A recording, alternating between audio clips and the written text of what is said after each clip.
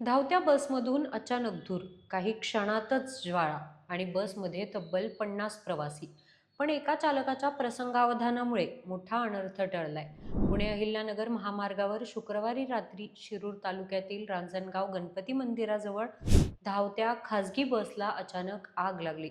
नागपूरच्या संजय ट्रॅव्हल्सची ही लक्झरी बस MH40 CT0957 पुण्याहून नागपूरकडे निघाली होती आणि त्यामध्ये सुमारे 50 प्रवासी होते. बस मंदिरासमोरून जात असताना चालकाच्या लक्षात आले की बसच्या पुढील भागातून धूर येत आहे.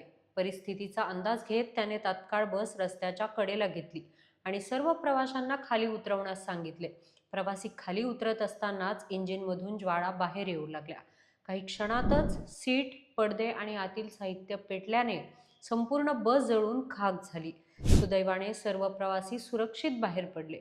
मात्र 2 प्रवाशांचे सामान आगीत नष्ट झाले. पोलीस आणि अग्निशमन दलाने घटनास्थळी धाव घेऊन आग आटोक्यात आणली.